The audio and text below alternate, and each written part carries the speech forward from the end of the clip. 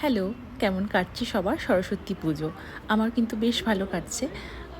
প্রায় বছর ১৩ পরে প্রথমবার ব্যাঙ্গালোরে সরস্বতী পুজোয় অঞ্জলি দিলাম আর মন ভরে খিচুড়ি খেলাম। অনেক বছর পরে আজ সেই সরস্বতী পুজোর স্মৃতিচারণ হলো। সেই ছোটোবেলার কথা বেশ মনে পড়ছে। আর বাঙালি হাতের রান্না খেয়ে আরোই মনটা ভরে গেল। তারপর আবার হঠাৎই জানলাম আজ এক বিশেষ মানুষের জন্মদিন। তাই ওনার জন্মদিনে এর থেকে ভালো উপহার আর কিছু ভাবতে পারলাম না আমরা। আসলে আমার হাজব্যান্ডই বলেছিল যে ওনার জন্য এই উপহারটাই অ্যাপ্রোপ্রিয়েট। তাই এই একটা বই ওনাকে দেওয়ার জন্য রেডি করলাম।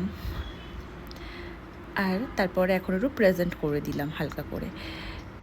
গিফট র্যাপার ছিল না, তাই এই লেসের মাধ্যমে একটু টাচ আপ করে দিলাম। বেশ সুন্দর লাগছে দেখতে কিন্তু। চলো, গিফট তো রেডি হয়ে গিয়েছে। তারপর চলে এলাম আমি বৌদির বাড়িতে। কিন্তু যে ম্যাডামের আজ বার্থডে, ওনাকেও আমরা সবাই বৌদি বলেই ডাকি। ওই যে লাস্ট টাইম বিজয়া দশমীর দিনে আমাদের বাড়িতে এসেছিলেন স্যার ম্যাডাম যিনি, সবাই মিলে। তো আজ সবাই মিলে আবার একত্রিত হয়েছি ছোট্ট করে জন্মদিন সেলিব্রেট করার জন্য।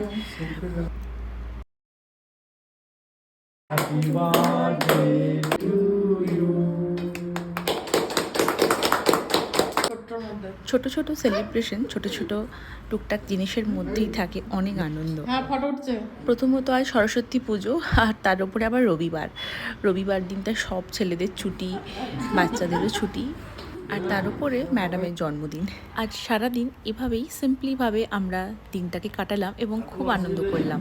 তোমরা কেমন কাটিয়েছো জানিও। সবাই খুব ভালো থেকো আর আনন্দে থেকো।